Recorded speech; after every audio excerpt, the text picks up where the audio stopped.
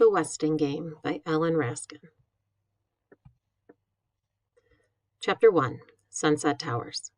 The sun sets in the west, just about everyone knows that, but Sunset Towers faced east. Strange. Sunset Towers faced east and had no towers. This glittery, glassy apartment house stood alone on the Lake Michigan shore, 5 stories high, 5 empty stories high.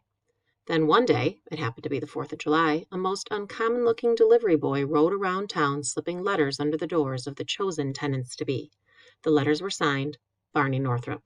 The delivery boy was 62 years old, and there was no such person as Barney Northrup.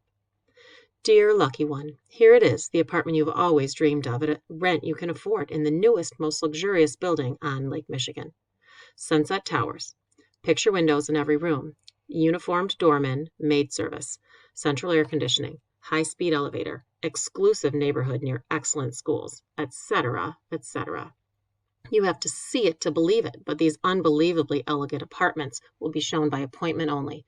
So hurry, there are only a few left. Call me now at 276-7474 for this once-in-a-lifetime offer. Your servant, Barney Northrup. P.S. I am also renting ideal space for doctor's office and lobby, coffee shop with entrance from parking lot, high-class restaurant on entire top floor. 6 letters were delivered, just 6. 6 appointments were made, and one by one, family by family, talk, Barney Northrup led the tours around and about Sunset Towers. Take a look at all that glass. One-way glass, Barney Northrup said. You can see out. Nobody can see in. Looking up, the Wexlers, the first appointment of the day, were blinded by the blast of morning sun that flashed off the face of the building. See those chandeliers? Crystal, Barney Northrup said, slicking his black mustache and straightening his hand-painted tie in the lobby's mirrored wall. How about this carpeting? 3 inches thick. Gorgeous, Mrs. Wexler replied, clutching her husband's arm as her high heels wobbled in the deep plush pile. She, too, managed an approving glance in the mirror before the elevator door opened. You're really in luck, Barney Northrup said. There's only 1 apartment left, but you'll love it. It was meant for you. He flung open the door to 3D. Now is that breathtaking or is that breathtaking?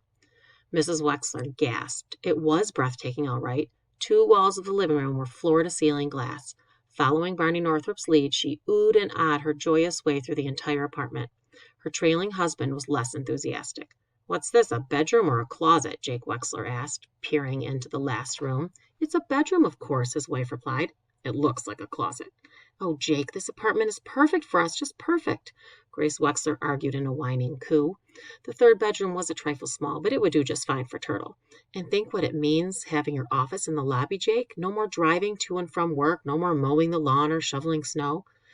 Let me remind you, Barney Northrup said, the rent here is cheaper than what your old house costs in upkeep. How would he know that? Jake wondered.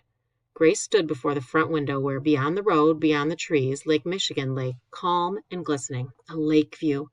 Just wait until those so-called friends of hers with their classy houses see this place. The furniture would have to be reupholstered. No, she'd buy new furniture. Beige velvet. And she'd have stationery made, blue with a decal edge. Her name and fancy address in swirling type across the top.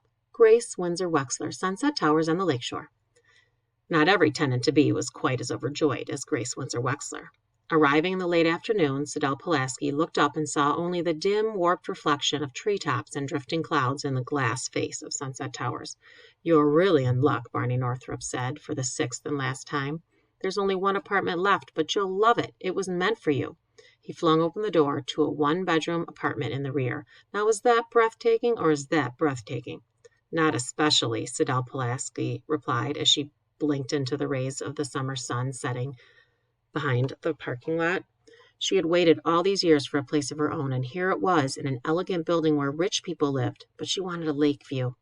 The front apartments are taken, Barney Northrup said. Besides, the rent's too steep for a secretary's salary. Believe me, you get the same luxuries here at a 1/3 of the price. At least the view from the side window was pleasant.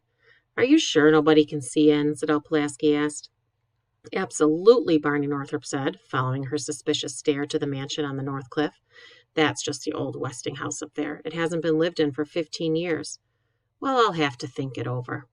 I have 20 people begging for this apartment, Barney Northrup said, lying through his buck teeth. Take it or leave it. I'll take it. Whatever else he was, Barney Northrup was a good salesman. In one day, he had rented all of Sunset Towers to the people whose names were already printed on the mailboxes in an alcove off the lobby. Office, Dr. Wexler. Lobby, Theodorakis Coffee Shop. 2C, F. Bomback. 2D, Theodorakis. 3C, S. Pulaski. 3D, Wexler. 4C, Who. 4D, J.J. Ford. 5, Shin Hu's Restaurant. Who were these people? These specially selected tenants. They were mothers and fathers and children, a dressmaker, a secretary, an inventor, a doctor, a judge, and, oh yes, one was a bookie, one was a burglar, one was a bomber, and one was a mistake. Barney Northrop had rented one of the apartments to the wrong person.